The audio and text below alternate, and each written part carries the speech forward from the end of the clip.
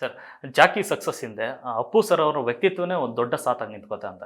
ಯಾಕಂದರೆ ಇಡೀ ಸಿನಿಮಾದಲ್ಲಿ ನೀವು ಹೇಳಿದಂಗೆ ಅವರು ನೋಡೋಕೆ ಈ ರೀತಿ ಇದ್ರು, ಅವರು ತುಂಬ ಲೋಕಲ್ ಆಗಿ ಜನಗಳ ಹತ್ರ ಅಷ್ಟು ತುಂಬ ಚೆನ್ನಾಗಿ ಬೆರೀತಾ ಇದ್ರು ಅಂತ. ಸಿನಿಮಾದಲ್ಲಿ ಒಂದಷ್ಟು ಪಾತ್ರಗಳು ಅಥವಾ ಸನ್ನಿವೇಶಗಳು ಬರುತ್ತೆ. ಅಂದರೆ ಪುಟ್ಟಲಕ್ಷ್ಮಿದು ಒಂದು ಚಪ್ಪಲಿ ಕಿತ್ತೋಗುತ್ತೆ, ಅವ್ರು ಎತ್ಕೊಂಡು ಚಪ್ಪಲಿ ಹಾಕೋದಿಲ್ಲ. ಆ ಸೀನ್ ಬಂದಾಗ ಜನ ಒಂಥರ ಆ ಕ್ರೇಜೇ ಬೇರೆ. ಅದು ಆ ಥರದೊಂದು ಒಬ್ಬ ಸೂಪರ್ ಸ್ಟಾರು ಒಂದು ಚಪ್ಪಲಿ ಹಿಡಿದು ಅಂದರೆ ಅಪ್ಪು ಸರ್ ಹೇಗಿದ್ರು ಹಾಗೆ ಬರೆದಿದ್ದೀವಿ ಅದನ್ನು. ಇನ್ನೂ ಇದ್ದರು, ನಾವು ಇನ್ನೂ ತೋರ್ಸೋಕ್ಕಾಗಿಲ್ಲ. ಅಂದರೆ ಅಪ್ಪು ಸರ್ದು ಇನ್ನೂ ತುಂಬ ತುಂಬ ಡೀಟೇಲ್ಗಳಿದೆ. ಅದು ಅಂದರೆ ಅದೊಂಥರ ಅಂದರೆ ಮಗು ಅಂತ ಹೇಳ್ಬೋದು. ಯಾವುದು ಭೇದ ಭಾವ ಇಲ್ದಿರೋ ಎಲ್ಲವನ್ನೂ ಒಂದು ಅಂತ ನೋಡುವಂಥ ಜೀವ ಅದು. ಅಂದರೆ ಅದ್ರ ಮೂಲಕ ನಾವುಗಳೆಲ್ಲ ಒಂದಷ್ಟು ಕಿತ್ಕೊಂಡಿದ್ದೀವಿ, ಎಲ್ಲರೂ ಕಿತ್ಕೊಂಡಿದ್ದೀವಲ್ಲ, ಅದನ್ನು ಬದುಕ್ತಿದ್ದೀವಿ. ಇವಾಗ ಜಾಕಿ ಆಗಲಿ ಅಥವಾ ಅವ್ರು ಮಾಡಿದಂಥ ಎಲ್ಲ ಸಿನಿಮಾಗಳು, ಜಾಕಿ ಒಂದೇ ಅಲ್ಲ, ಎಲ್ಲ ಸಿನಿಮಾಗಳು ನಾವು ನೋಡೋಕ್ಕೆ ಸಿಗ್ತಿದೆ ಅಥವಾ ಆ ಮನುಷ್ಯನದು ವಿಷಯಗಳು ನಮಗೆ ತಲುಪಿದೆ ಅಂದರೆ ಓಕೆ, ನಾವು ಕರ್ನಾಟಕದವರು ಪುಣ್ಯವಂತರು ಆ ವಿಷಯದಲ್ಲಿ. ಅಂದರೆ ನಮಗೆ ಅವ್ರ ತಂದೆ ಮತ್ತು ಇವರಿಂದನೂ ಕೂಡ ಬದುಕಿನ ಸುಮಾರು ಪಾಠಗಳಾಗುತ್ತೆ, ಸುಮಾರು ಹಂತಗಳಲ್ಲಿ ಹೇಗೆ ನಡ್ಕೋಬೇಕು ಅನ್ನೋದ್ರ ಬಗ್ಗೆ ಅಲ್ವಾ. ಅದು ದೊಡ್ಡ ಉದಾಹರಣೆ.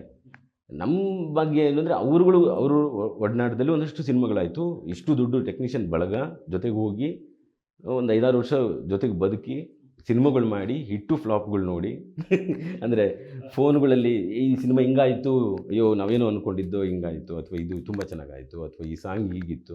ನಾವು ಎಕರಾಜರಣಿ ಎಲ್ಲ ಮಾಡಬೇಕಾದ್ರೆ ತುಂಬ ಎಂಜಾಯ್ ಮಾಡ್ತಿದ್ದೋ, ಅಂದರೆ ತುಂಬ ಎಂಜಾಯ್ ಮಾಡ್ತಿದ್ದೋ. ಸಾಂಗು ತೆಗಿಯೋ ರೀತಿ ಅಥವಾ ಎಲ್ಲ ಅದು ಬಂಗಾರದ ನೆನಪುಗಳು. ಅದನ್ನು ಎಷ್ಟು ಹೇಳ್ಕೊಳಕ್ಕೆ ಆಗಲ್ಲ. ಅದು ಜಾಕಿ ಸಿನಿಮಾ ನೋಡಿದ್ಮೇಲೆ ಒಂದು ಅನಿಸಿದ್ದು ಅಂದರೆ ಆ ಟೈಮ್ಗೆ ಈ ಡೈರೆಕ್ಟ್ರು ಮತ್ತು ಅಪ್ಪು ಸರು ಎಷ್ಟೋ ವರ್ಷದ ಗೆಳೆತನ ಇರ್ಬೋದು, ಒಡನಾಟ ಇರ್ಬೋದು ಅಂತ ಅನ್ಸುತ್ತೆ. ಯಾಕಂದರೆ ಮೊದಲ ಸಿನಿಮಾಗೆ ಆ ಮಟ್ಟಿಗೆ ಒಬ್ಬರನ್ನೊಬ್ಬರು ಅರ್ಥಕೊಂಡು ಸಿನಿಮಾ ಮಾಡೋದಿದೆಯಲ್ಲ ಸರ್. ಯಾಕಂದರೆ ಒಬ್ಬ ವ್ಯಕ್ತಿ ಗೊತ್ತಾದ್ಮೇಲೆ ಅದ್ರ ತಕ್ಕನಂಗೆ ಪಾತ್ರಕ್ಕೆ ಶಕ್ತಿ ತುಂಬ ಒಂದು ಕೆಲಸ ನಡೆಯುತ್ತೆ. ಬಟ್ ಈಗ ಆ ಸಿನಿಮಾ ಹಂಗಲ್ಲ, ಮೊದಲ ಸಿನಿಮಾದಲ್ಲೇ ಎಷ್ಟೋ ವರ್ಷದ ನಂಟು ನಿಮ್ಮಿಬ್ಬರ ಮಧ್ಯೆ ಇದೆ ಅಂತ ಅನಿಸ್ತಾ ಇತ್ತು. ಅವ್ರು ಎಲ್ಲರ ಜೊತೆಗೂ ಹಂಗೆ ಇರ್ತಿದ್ರು. ಏನು ಸ್ಪೆಷಲ್ ಅಲ್ಲ, ನಾನು ಯಾವುದೇ ರೀತಿ ಸ್ಪೆಷಲ್ ಅಲ್ಲ. ಅವರು ಪುರಿ ಜಗನ್ನಾಥ್ಗೆ ಏನು ಫಸ್ಟ್ ಸಿನಿಮಾ ಮಾಡುವಾಗ ಏನು ಮರ್ಯಾದೆ ಕೊಟ್ಟವರು, ಅವ್ರು ಕೊನೆಗೆ ಲಾಸ್ಟು ನನ್ನ ಚೇತನ್ ಸಿನಿಮಾ ಮಾಡುವಾಗೂ ಅದೇ ಮರ್ಯಾದೆ ಕೊಡ್ತಾರೆ.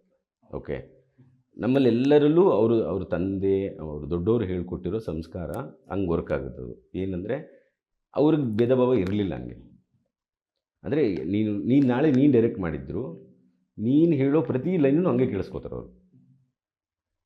ಇದರಲ್ಲಿ ಏನು ವಿಶೇಷ ಇದೆ? ವಿಶೇಷ ಏನಿಲ್ಲ.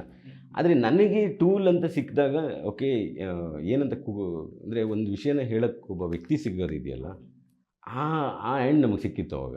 ಎಂಟರ್ಟೈನ್ಮೆಂಟ್ಗೆ ಇಡೀ ಕರ್ನಾಟಕ ಹಿಂಗೆ ತಿರುಗಿ ನೋಡೋಂಗೆ ಏನಾದರೂ ಕೊಡೋದಾದರೆ ಆ ವ್ಯಕ್ತಿ ನಮಗೆ ಬೇಕಾಗಿತ್ತು.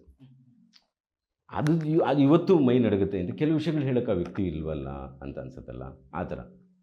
ಅಂದರೆ ಅದಕ್ಕೊಂದು ಚಾರ್ಮ್ ಬೇಕಲ್ಲ, ಅದಕ್ಕೊಂದು ಚಾರ್ಮ್ ಬೇಕು. ಅದಕ್ಕೊಂದು ಅಂದರೆ ನುಡಿದಂತೆ ನಡಿಬೇಕು ಫಸ್ಟು. ಸುಮ್ಮನೆ ನುಡಿಯೋದಲ್ವಲ್ಲ, ಅದು ತುಂಬ ಕಷ್ಟ. ಅದು ಸುಮ್ಮನೆ ಅದು 2 ಲೈನ್ ಬುಕ್ಕಲ್ಲಿ ಹೇಳಿರೋದು, ಇನ್ಯಾರೋ ಹೇಳಿರೋದು ಹೇಳ್ಕೊಂಡು ತಿರ್ಗೋದಲ್ವಲ್ಲ. ಅದು ಬದುಕಿ ತೋರಿಸಿದ್ದು ಜೀವ ಅಲ್ವಾ. ಅಂಥವ್ರು ಒಡನಾಟದಲ್ಲಿದ್ದಾಗ ಅಟ್ಲೀಸ್ಟ್ ಇಷ್ಟಾದರೂ ಕಿತ್ಕೊಳಕ್ಕೆ ಟ್ರೈ ಮಾಡ್ತೀವಿ. ಅದು ಅಂಟಬೇಕಷ್ಟೇ. ಅದನ್ನೇ ಹೇಳ್ತಿದ್ನಲ್ಲ, ಶುದ್ಧ ಆಗೋದು. ಅದು ನಡೀತಾ ಇತ್ತು. ಅವ್ರ ಹತ್ರ ಹೋದರೆ ನೀನು ವಿಶೇಷ ಆಗೋದಲ್ಲ. ಅಂದರೆ ಅದು ಹೇಗೆ ಅಂದರೆ ಅವರು ಸೆಳ್ಕೊಳೋದು ಅಂತಾರೆ ಅದನ್ನು. ಹಂಗೆ 1 ಕೋಟಿ ಬಳಗ ಇದೆ ಅವ್ರದ್ದು. ಅಂದರೆ ಶೆಟ್ಟಿ ಇರ್ಬೋದು, ಆನಂದ ಇರ್ಬೋದು, ತುಂಬ ಒಡನಾಟದಲ್ಲಿ ಹೇಳ್ತಾ ಇದ್ದೀನಿ. ಮೇಡಮ್ ಕೂಡ ಅಂದರೆ ನಮ್ಮ ಎಡಿಟ್ ಹತ್ರ ಹೋದಾಗ ನಮಗೆ ಅಲ್ಲೆಲ್ಲ ಅಂದರೆ ಎಲ್ಲೆಲ್ಲಿ ನಿಂತು ಮಾತಾಡಿದ್ರೆ ಒಂದೊಂದು ಗಂಟೆ ಮಾತಾಡಿದ್ದೆಲ್ಲ ನೆನಪಿದೆ ನಮಗೆ. ಅಂದರೆ ತುಂಬ ವಿಶೇಷ ಜೀವ ಅದು. ಆ ಥರದ್ದು ಪವರ್ಗಳು, ಅದಕ್ಕೆ ಪವರ್ ಅಂತ ಕರಿಬೋದು. ಅಂದರೆ ಆ ಥರದ್ದಿದ್ದಾಗ ಏನು ಬೇಕಾದ್ರೂ ಮಾಡ್ಬೋದಾಗಿತ್ತು. ಅದರಲ್ಲಿ ಏನು ವಿಶೇಷ ಇಲ್ಲ. ಜಾಕಿ ಇರ್ಬೋದು, ಅಂಥದ್ದು ಅದ್ಭುತ ಸಾಂಗ್ಗಳಾಗಿದ್ದು ಅಥವಾ ಟಾಕಿ ಆಗಿದ್ದೆಲ್ಲವೂ ಆ ಜೀವ. ನ್ಯೂಸ್ ಫಸ್ಟ್, ನಿರ್ಭೀತಿಯಿಂದ ನಿಮ್ಮ ಪರವಾಗಿ.